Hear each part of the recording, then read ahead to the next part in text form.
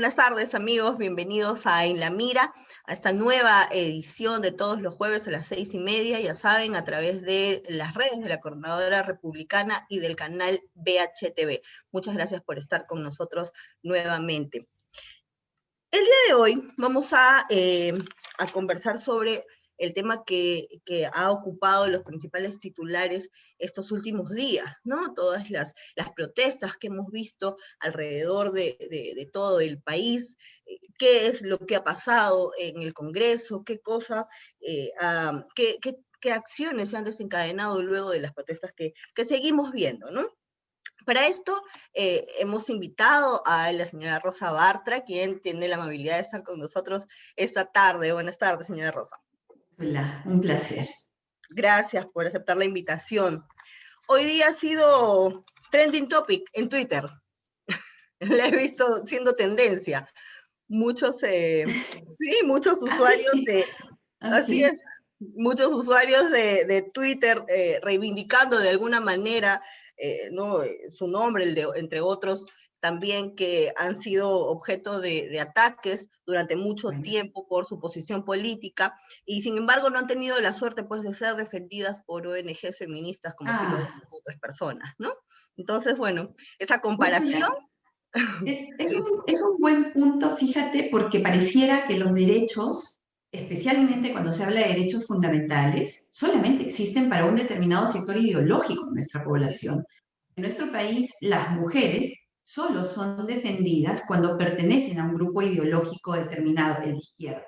Si no estás en ese grupo, los derechos fundamentales no existen. Y las mujeres, especialmente las que no comulgamos o las que somos capaces de defender una posición por principio, somos particularmente atacadas. En el caso mío, yo he sido atacada sistemáticamente en campañas de desprestigio muy bien armadas. Espero que hayan sido desinteresadas, porque todo haría pensar que incluso todas estas campañas tenían por detrás, además de quién orquestaba, también quién las financiaba, campañas en las cuales, por ejemplo, en mi caso, que no tengo ni siquiera una infracción de tránsito, ni siquiera una multa por tránsito, no tengo ningún proceso que se me haya abierto por ninguna causa, nos terminan convirtiendo en no solamente enemigos de la patria, sino en delincuentes. Así es. Y nadie sale a defendernos. Pero creo que corresponde, en este caso, afianzar más nuestros principios, reafirmarnos en nuestras convicciones y seguir adelante, porque finalmente el Perú es un país que es de todos y es el país por el cual debemos seguir apostando aún en las circunstancias más adversas.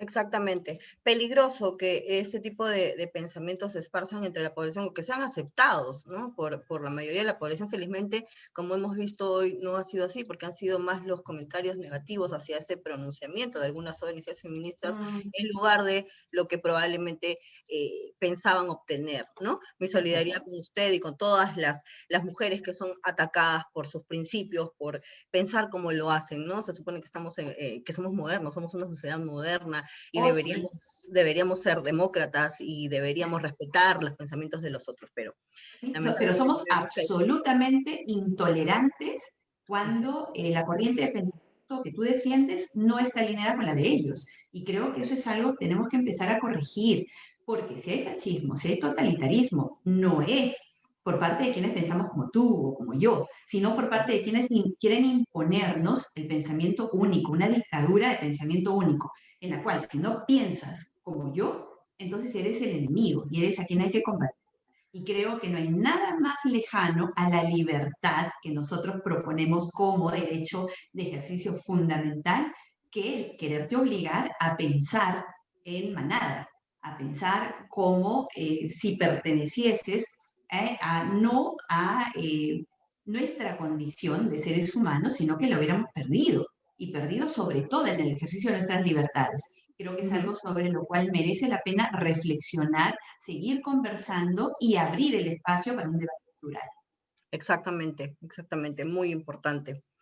Señora Bartra, metiéndonos de lleno en el tema que nos congrega hoy, hace unos días, hace cuánto, una semana más o menos, el Congreso derogó la ley de promoción agraria, esta ley que ha sido tan vapuleada en los últimos días, a pesar de que obviamente sabemos que en materia económica o en lo que respecta a la economía ha logrado, o gracias a ella se ha logrado un crecimiento increíble en el sector, ¿no? No es obviamente la panacea, pero ha tenido cosas bastante buenas, ¿no? No solamente en lo que respecta a las ganancias de los empresarios, sino también a la calidad de vida de los trabajadores. ¿Se podía modificar esta ley en lugar de derogarla, como lo han hecho, o no? Bueno, sí, por supuesto, porque una ley cuando existe, tú la analizas, la discutes, y luego de eso haces las modificaciones para poder adaptarla a las necesidades de este tiempo. De hecho, esta ley se modificó el año pasado para otorgar más beneficios que son justos a los trabajadores que están bajo el régimen agrario, o que estaban, porque ahora la ley ya está derogada. Sin embargo, Úrsula, yo creo que es pertinente también hacer un análisis bastante frío. Esta ley se dio en circunstancias bastante particulares para nuestro país, con la economía colapsada, en la cual había que atraer la inversión para poder generar condiciones que fuesen favorables para el crecimiento de quienes invirtieran. No estamos viviendo definitivamente la década de los 90, ya no. Exacto. El Perú ya no es el del 90 y el Perú ya no es el del 2000. Han pasado 20 años desde este tiempo y entonces sí era pertinente entrar a un debate integral, que es algo que nos hace mucha falta en el país. Solemos parchar, solemos tener debates parciales con una mirada de un solo enfoque, solamente la necesidad del trabajador, solamente los derechos del trabajador o solamente el beneficio, ¿no? La promoción para quien invierte de tal manera que pueda haber un círculo virtuoso en el cual si tienes más ganancia vas a tener más inversión, hay más empleo y por lo tanto mejora las condiciones de todos. El haber tenido visiones parciales de un lado solamente, del lado de los trabajadores o del lado de los empresarios, ha impedido que se tenga un debate completo. Entonces yo creo que esto, que lejos de ver, pues ya ocurrió, la ley ya está derogada, lejos de detenernos en si fue populismo, si el Congreso se dejó presionar o si no debió darse de esa manera, estamos sobre los hechos consumados. La ley ha sido derogada y este es el momento de entrar al debate de lo que va a ser la ley. Y creo que es un buen momento para, con una visión integral, proponer todas aquellas circunstancias que contemplen los mayores beneficios para el trabajador del régimen agrario, que permitan además inversión, reinversión y crecimiento. Es un muy buen momento para trabajar en eso. Este es un momento en el cual la evaluación que se tiene que hacer es: ¿cumpliste objetivos? Y si los cumpliste, entonces debemos continuarlo. ¿Cuáles deben continuar? ¿Qué beneficios tributarios, qué exoneraciones de beneficios sociales o beneficios laborales deben continuar? Creo que es un buen momento además para sentar las bases de lo que debe contener futuros regímenes que sean especiales, de qué es lo que realmente se busca y a quiénes se busca beneficiar, porque los círculos virtuosos no deben cortarse nunca.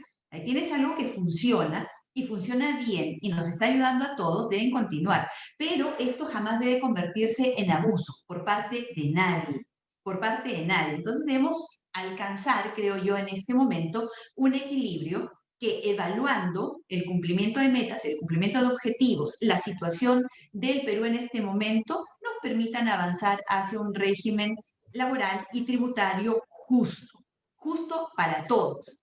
Así es. ¿Cuánto puede demorar? Porque ahorita el nuevo régimen o la discusión acerca del nuevo régimen está en las comisiones de Economía y Agraria que se han declarado en sesión permanente. ¿Cuánto puede demorar que lleguen a un acuerdo sobre este nuevo régimen agrario? Todo va a depender de la voluntad que tengan las comisiones. Recuerda, Úrsula, que, por ejemplo, en el Congreso en el cual tuve el honor de participar, vimos la ley para la reconstrucción del norte, en la ocasión en la cual tuvimos el fenómeno climatológico que afectó gravemente el norte del país, la vimos en 24 horas. Cuando hay voluntad, tú reúnes la información necesaria, escuchas a quienes tienes que escuchar y la puedes dar bastante rápido. No, uno puede decir que existe un promedio de tiempo, a pesar de que lo hay, porque hay circunstancias que son especiales, y esta que duda cabe, que es una de ellas, porque en este momento no hay una ley que pueda dirigirse para poder sustituir la que ha sido derogada. No hay ley en este momento. Por lo tanto, creo que va a depender muchísimo de la voluntad política del Congreso, va a depender muchísimo además de que seamos serios en el análisis. En este momento hay una competencia entre quién es más populista, entre quién se aprovecha más de las circunstancias. Y esos son pésimos ingredientes cuando se quiere dar una ley que pueda ser sostenible en el tiempo y que además impide el abuso de ningún lado. Porque no debe, por eso te decía, te hablaba del equilibrio, buscamos equilibrio. Vamos a tener problemas probablemente en este tiempo. Hay estrés hídrico en varias regiones. Hay declaratoria de emergencia por estrés hídrico. Tenemos serios problemas además porque vamos a tener niña durante este año que viene. Entonces, digamos que si sumamos circunstancias como el estrés hídrico, la niña, la ausencia de una ley que regule el sector, son ingredientes que nos pueden anticipar graves problemas. Y creo que el Perú no puede permitirse, o en el Perú no podemos permitir, si lo vemos desde el otro lado, parar en ninguno de los sectores que son productivos y que generan empleo. Así es. Entonces, el debate tiene que ser rápido, tiene que estar orientado a evaluar el cumplimiento de metas, lo estoy diciendo por tercera vez, evaluar el cumplimiento de metas y proyectar, de tal manera que puedas alcanzar un equilibrio en el cual empresarios y trabajadores puedan convivir sin que exista abuso de ninguna de las partes y tampoco se perjudique al Estado. En el Estado nosotros nos movemos en base a la recaudación. Entonces la tributación por parte de las empresas también tiene que ser la justa, la que responda a el nivel que se tiene en el 2021. Así es. Y justamente hablando de esto, la Asociación de Gremios Productores Agrarios del Perú, AGAP, que ha tenido mucho protagonismo en estos últimos días, ha pedido que el nuevo marco legal garantice la mejora de la competitividad de ese sector. Entonces, ¿cómo podrían o de qué manera se podría garantizar eso si estamos hablando de, por ejemplo, modificar la parte laboral, ¿no? Que eso va a acarrear mayores costos, que duda cabe, para los empresarios agrícolas, ¿no? Entonces, también tenemos que tener en cuenta que, por ejemplo, mediante esta ley ellos tenían diversos beneficios, no solamente en la parte tributaria, también en las aportaciones a salud. Así es. Entonces, no podemos negar que digamos, el éxito que han tenido muchos de ellos es justamente por estos beneficios, ¿no? Entonces, ¿cómo podría el Congreso hacer esa, no sé, encontrar un punto medio en el que pueda quedar bien con los trabajadores y con esta asociación, por ejemplo, ¿no? Que está pidiendo algo que, al menos yo no soy economista, pero lo veo un poco difícil, ¿no? Es que tú has dicho, Úrsula, ahorita una palabra que se ha convertido en clave para las decisiones que se están tomando tanto por parte del Congreso como por parte del Poder Ejecutivo, quedar bien. No se trata de quedar bien, se trata de hacer lo correcto, porque si tú tratas de quedar bien con los empresarios, por ejemplo, y restituirles los beneficios tributarios que tenían tanto en el impuesto a la renta o en la contribución a la salud, puedes quedar bien con ellos, pero es realmente lo que el Perú necesita en este momento. Debemos continuar con exoneraciones como las han tenido durante todas estas décadas. El Perú es el Perú del 2000, por un lado. Ahora, si buscas quedar bien con los trabajadores, entonces que le das todos los beneficios, estabilidad, por ejemplo, un poco complicado cuando tienes una actividad que es estacional. Ajá. Que es estacional, que no responde a las características que tiene cualquier otro empleo. El trabajo en el sector agrario tiene sus particularidades, entonces no se trata de quedar bien, se trata de hacer lo correcto, de hacer lo justo, de hacer lo necesario. Entonces, el equilibrio va a ser fundamental para que se tomen buenas decisiones. De lo contrario, vamos a terminar arruinando un sector que es motor de desarrollo en el Perú. Pero es un Y poco que lo que parece que hubiera hecho el Congreso, ¿no? Tratar de quedar bien con un sector, en este caso con el sector que toma carreteras, el sector que alza la voz, el sector que incita a la violencia, que, ok, sabemos que hay deficiencias, sabemos que hay cosas que se deben tratar, pero también es una forma de presionar, ¿no? Y viendo que ahorita la popularidad del Congreso es, como siempre, mínima, está en su mínima expresión, entonces parece que esta movida de la derogatoria de la ley fue justamente para quedar bien con este sector, ¿no? Entonces, por eso es difícil pensar en qué en cuál es el punto en el que ambos confluyen y nadie se queja. Porque otra cosa importante también es que, por ejemplo, ¿no? Por poner un ejemplo nada más, las aportaciones a salud del sector agrario son menos que las de otros sectores, pero luego este sector, estas personas que trabajan en el sector agrario también se atienden en salud y generan costos mucho más altos de lo que aportan. Entonces, ¿quién está pagando por esos montos extras? ¿No? claro, revisamos una estadística que presentó la presidenta ejecutiva de Salud hace poco, en la cual, en cifras, los aportes del régimen agrario son bastante inferiores a la demanda que tienen en cuanto a los servicios que reciben. Así es. Que es un punto que habría que discutirse si ese beneficio debe continuar, por ejemplo. Por eso, una evaluación de objetivos para considerar qué beneficios continúa dando. Además, Úrsula ha dicho algo importante. Se está haciendo caso a quienes tiran piedras, a quienes bloquean vías de acceso, a quienes generan violencia. ¿Sí? ¿Es en serio?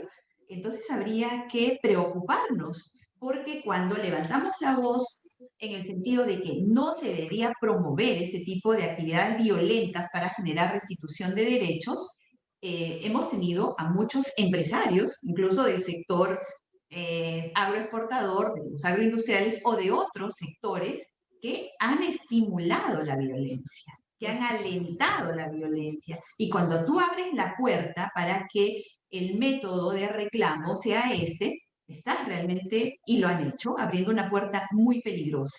Entonces, este es un momento también en el cual hay que tener cabeza fría. Y cabeza fría para poder soportar la presión.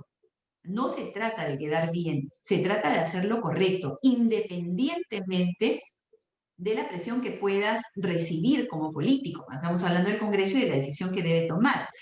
Creo que es una tremenda oportunidad que se abre para el Congreso de la República para demostrar que los intereses del país están por encima de los intereses de cualquier grupo que puede generar presión para obligar a decisiones que no sean las mejores, que no sean sostenibles o que incluso sean perjudiciales en el corto, mediano y peor en el largo plazo. Es un desafío, es una oportunidad y habría que verla desde esa perspectiva, de tal manera que todos los que podemos colaborar desde el espacio en el cual nos encontremos, aportemos para que la ley que se vaya a dar sea aquella que responda a los intereses del país. En esa línea, ¿cuál es su opinión acerca de los reclamos ciudadanos acerca de las condiciones laborales en este régimen? ¿Le parece que es necesario que la ciudadanía reclame para lograr reivindicaciones, para lograr modificaciones? Porque en promedio el jornal diario de un trabajador agrícola va desde los 30 soles hasta los 58 y algo, 58,20 más o menos, ¿no? Entonces, claro que los que exportan tienen, ¿no? O los que tienen más cultivos para exportación pagan más, ¿no? Pero en general, no solamente hablando del jornal, sino de todos los beneficios laborales que tienen. ¿Le parece justa la protesta de estas personas? Siempre que se trata de conseguir más beneficios, más derechos, no se puede hablar ni de injusto ni de justo, creo yo. Tenemos que generar las mejores condiciones para que el trabajador desarrolle su trabajo en condiciones dignas y que pueda tener la atención que corresponda en los espacios que necesite y que merece. Pero hay algo que es importante aquí y que tiene que ver con la informalidad, porque nosotros siempre evaluamos al sector formal y fiscalizamos al sector formal y tratamos de generar las mejores condiciones para el trabajador que esté en una planilla y que por lo tanto tiene una fiscalización. Así Pero es. creo que también esta es la oportunidad para mirar qué está pasando con los informales en este sector. Ujú, Aquellos que emplean en condiciones muchísimo más precarias, que no otorgan ningún beneficio laboral, ninguno, y que además no tributan ujú. ni siquiera en el porcentaje que tributan los que están o los que estaban bajo el régimen de Informal. promoción agraria. Ujú. Entonces, esto que te había dicho al inicio, que se tiene que iniciar un debate integral, debe abordar la posibilidad de que todos puedan entrar al sector formal, todos puedan formalizarse, de tal manera que evitemos el abuso por quienes realmente son permanente y además alevosamente privados de cualquier derecho, de los que Así no es. tienen ningún derecho. Entonces, más que fijarnos en cuánto más merecen estos trabajadores del régimen agrario, habría que fijarnos en qué condiciones están aquellos que están al margen de cualquier regulación, Y de tal que manera que permita que todos estos que sí están completamente abusados puedan tener condiciones de dignidad mínimas respetadas. Sí, porque muchos de los que estaban en estas marchas que hemos visto, por ejemplo, en Ica, eran justamente trabajadores del sector informal. Entonces, Mm. no se entiende mucho eh, que el reclamo sea supuestamente por mejoras de condiciones cuando en realidad no existen esas No tienen condiciones. ninguna. Cuando es, exacto, Así cuando esa es. empresa no les está, empresa entre comillas, no les está dando los beneficios porque justamente es informal, ¿no? Pero hablando de la violencia en Ica, esta no se ha dado solamente en las calles ni bloqueando las carreteras, sino que han entrado a los fondos, han entrado a las empresas a saquear, a vandalizar. Hay una serie de hechos que se han dado no precisamente por las reivindicaciones laborales, porque ya hemos comentado, eso es por un lado, por otro lado, no se le puede pedir beneficios laborales a quien no trabaja de manera formal, a quien no es pasible de fiscalización. Entonces, ¿a qué obedece esta actitud de muchas personas de ir y saquear, vandalizar empresas que finalmente estas empresas, claro, están obedeciendo a la ley, las formales, ¿no? Obedecen a la ley y en todo caso el levantamiento debería ser hacia el Estado, contra el Estado, que es el que tiene que modificar las leyes, ¿no?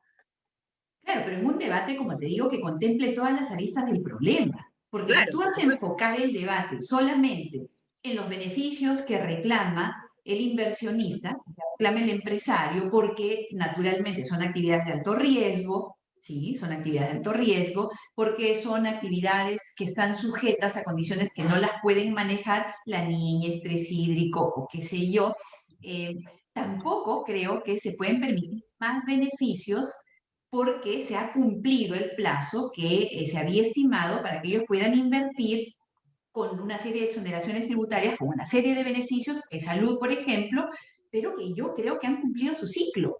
Ujú. Entonces habría que Así es. ver si efectivamente ellos deben seguir siendo exonerados de la tributación. Y por el otro lado, tienes a los trabajadores. ¿Qué otros beneficios en una actividad como esta puedes considerar que no pongan en riesgo la sostenibilidad del sector? Ujú. Pero creo lo más importante es mirar al sector informal. ¿Por qué no se han formalizado? ¿Por qué a pesar de las exoneraciones tributarias? ¿Por qué a pesar de la flexibilidad para contratar no han logrado su formalización o no han querido lograr su formalización? Entonces, si tú abordas el enfoque de evaluación de cumplimiento de objetivos para los cuales fue dado la ley de régimen agrario, evalúas cuáles son las mejores condiciones laborales para un régimen como esto y evalúas el ingreso del sector informal a la formalidad, puedes encontrar una ley que no va a satisfacer a ninguno completamente, pero que tiene que ser una ley que conserve el equilibrio, que permita que el sector siga creciendo, que permita que los trabajadores recuperen su condición humana, de sus derechos, en el ejercicio de sus derechos, que sean tratados con respeto a su dignidad y que impida que hayan seres que sufren explotación a nivel de esclavitud en los sectores que trabajan informalmente. Entonces, no va, creo yo, a existir la posibilidad de que des una ley que satisfaga a todos, pero sí una ley que los deje tranquilos y que les haga ver que hay un Congreso responsable que analiza todas las aristas del problema y propone mejoras o una ley que nos permita mirar a largo plazo como un país que fortalece su agroindustria, que genera pleno empleo y que le da condiciones de vida adecuadas a sus trabajadores. Sí, es porque finalmente no se trata solamente de las empresas agroexportadoras, no se trata de los trabajadores de esas empresas, se trata de que es una ley para el país, ¿no? Y es una Así ley es. que debería favorecer justamente al país y por ende también a sus ciudadanos, ¿no? Eh, Así es. Doctora, en los últimos días hemos visto el estallido de diferentes protestas en diferentes lugares a lo largo y ancho del Perú. eh, Provocadas, diría yo, después de haber hecho todo el análisis, por esta marcha que se dio en contra del presidente Merino para sacarlo del poder luego de haber vacado al señor Vizcarra. Entonces eso es como que, justo conversábamos al inicio de la entrevista, como que abrió una puerta, ¿no? Ahora vemos muchas protestas, en muchos lugares. ¿Qué deberían hacer las autoridades al respecto? Porque incluso después de que se derogó la ley, siguieron habiendo protestas. Ayer han bloqueado la Panamericana Sur en Pucusana los transportistas informales. Entonces ahora cualquier gremio, cualquier asociación que tenga problemas simplemente va a salir y va a bloquear la carretera, va a comenzar con desmanes, van a haber saqueos, etcétera. Porque, ¿qué pasó? O sea, así actúa, así debe actuar el gobierno porque le tiene miedo, o el Congreso en todo caso porque le tiene miedo a la turba. ¿Qué deben hacer las autoridades para evitar que eso se salga de control? En primer lugar, reconocer que en el Perú tenemos una constitución, que tenemos leyes Ujú. y que vivimos en un Estado constitucional. Creo que desde el momento en el cual tienes a legisladores que asusan a la violencia, que inventan desaparecidos, que promueven desorden, estás abriendo una puerta muy peligrosa, muy, muy peligrosa, la puerta del caos. Y habría que preguntarnos qué es lo que determinadas autoridades han buscado al generar las condiciones que ahora ya tenemos. Porque es innegable que en este momento tenemos condiciones en las cuales hay estallidos de conflictos de Tumbes a Tacna, de Hilo a Chimbote. Es innegable porque hay un embalsamiento no solamente de necesidades insatisfechas, de derechos postergados, sino que además estamos saliendo de un estado en el cual hemos vivido muchos meses de confinamiento, con todas las implicancias económicas, de salud, sociales que naturalmente se generan, con una juventud que necesita respuestas, que necesita líderes, que necesita proyectar su energía hacia cambios. Entonces, es un momento en el cual yo diría también nuevamente tenemos una oportunidad para separar aquello que hace daño en una protesta que no lleva a ningún lado, de una protesta que pueda tener un norte, de una protesta que pueda señalarte una ruta, porque el Perú definitivamente no tenía una ruta clara. Así En es. los últimos años, especialmente desde que asumió el gobierno el señor Vizcarra, realmente no se advertía ruta eh, de crecimiento positivo por ningún lado. Un discurso bastante oportunista y cínico de enfrentar la corrupción o de generar cambios para tener mejores cuadros políticos o mejores elecciones, una reforma política o una reforma de justicia, ambas fallidas desde su concepción, porque fueron conceptualizadas por el señor Vizcarra no para generar cambios que mejoren las condiciones en las que vivimos en nuestra patria, sino para cubrirse, para blindarse, porque desde entonces ya él estaba sintiendo los pasos de persecución de sus propios delitos. Así es. Entonces, desde el 2018 empezamos una situación de incertidumbre, de caos, de falta de norte, que han terminado en lo que tenemos ahora, la vacancia de él, el haber impedido que la Constitución y la ley se respeten frente a la elección o la asunción de mando de el señor Manuel Merino, y posteriormente la llegada al poder, tanto en el Congreso como en el Ejecutivo, por parte de los sectores de izquierda. Ujú. ¿no? Que ahora, sin haber ganado elecciones y habiendo obtenido la votación más baja en representación en el Congreso, ahora están en la presidencia y están en el Congreso. Naturalmente, a menos que se haya tratado de un plan muy bien elaborado, esto los ha cogido desprevenidos. Si Ujú. acaso los cogió desprevenidos y todo lo que hemos vivido no ha formado parte de un plan muy bien estructurado para tomar el poder. Que es Si una fuese opción. lo primero, entonces deberíamos advertir qué plan tienen y qué están haciendo y estar atentos a todos los actos de gobierno del señor Sagasti, el presidente Sagasti. Miremos qué quiere realmente detrás de todo lo que ha hecho con la policía, qué quiere realmente detrás de todo lo que está promoviendo, planteando con el ejército, qué Así es. realmente es lo que él puede y debe hacer. Recordemos que es un presidente de transición y lo único que debería preocuparles, estabilizarnos para que tengamos elecciones en las mejores condiciones. Entonces, frente Eso, al hecho de decir, ¿y qué hacemos ahora? Creo que hay que canalizar toda la energía para recuperar la estabilidad, para marcar un rumbo y generar las mejores condiciones para que podamos elegir en abril próximo a quien responda a los intereses de la patria. Creo que en este momento habría que bajarle un poco el tono a todo para poder concentrarnos en quiénes están participando para hacerse del poder en abril próximo. ¿Quiénes son sus equipos? ¿Cuáles son sus antecedentes? ¿Qué proponen? ¿A qué intereses responden? Porque creo que en este momento la elección que viene en abril se convierte en crucial, tanto para que efectivamente se dé como para que podamos tener la información necesaria que evite que nos equivoquemos al elegir y luego estemos con el hashtag de no me representa, que sí te representa, porque sí. si elegiste sí te representa. Entonces, generemos más bien espacios de diálogo que nos permitan mirar al máximo, no solamente a los personajes, sino a las personas que están en las fórmulas presidenciales, en las listas al Congreso y tomar la mejor decisión que responda a la necesidad de enrumbar el país. Y esperemos también que el gobierno del señor Sagasti sea responsable con con las elecciones, ¿no? Porque estamos viendo algo muy preocupante, que es que muchas de las personas que están trabajando en su gobierno, que son funcionarios públicos, son también personas que están postulando por el Partido Morado al Congreso. Él mismo está postulando a la vicepresidencia, porque no ha renunciado, está No, no ha postulando a la renunciado. vicepresidencia.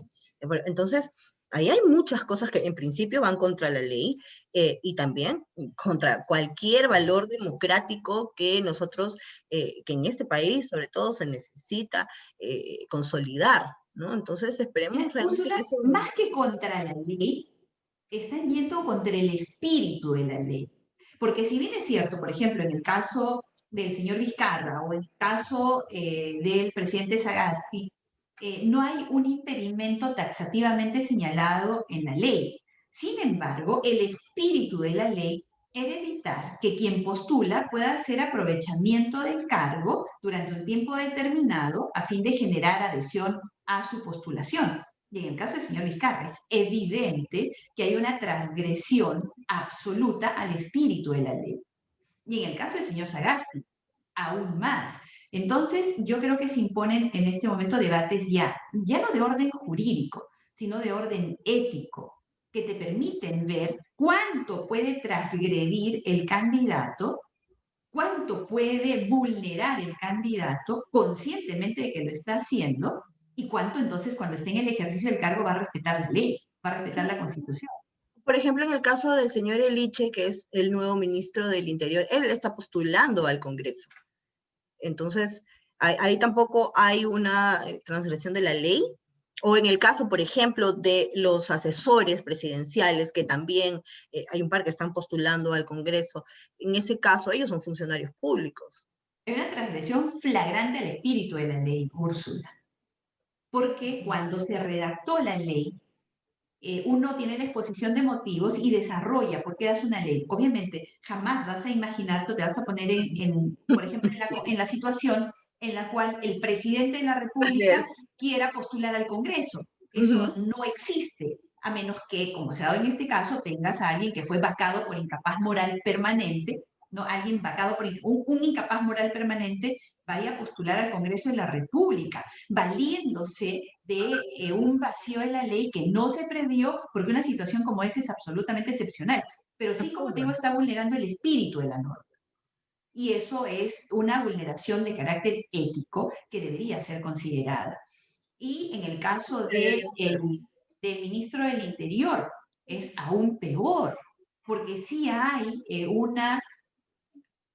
un impedimento para los funcionarios públicos en el cargo de ministros a los cuales se les exige su renuncia 6 meses antes del proceso electoral. Entonces, digamos que no, pero entró después. O sea, hay una vulneración y un aprovechamiento, desde mi punto de vista, absolutamente indebido de los vacíos de la norma. Y alguien que se aprovecha para beneficio personal de los vacíos de una norma es alguien que cuando esté en el ejercicio del cargo ya puedes anticiparte a cuál va a ser su conducta. Así es. Y lo Y esa no va a ser buena, ¿no? lo que llama la atención también es que tantos sectores, no solamente de la población, el sector, los medios de comunicación, no tengan una postura firme ante esta situación, ¿no? Que es realmente preocupante porque se supone que tenemos que entrar al proceso de elecciones de la manera más transparente posible, pero al parecer eso no va a ser el caso. Ojalá nos equivoquemos. Ojalá, ojalá, Úrsula. Muchas gracias, señora Marta, por la Al entrevista, muy contrario. interesante. Gracias por los aportes, gracias también, amigos, a todos ustedes por estar siempre en la sintonía del programa. Nos vemos la próxima semana.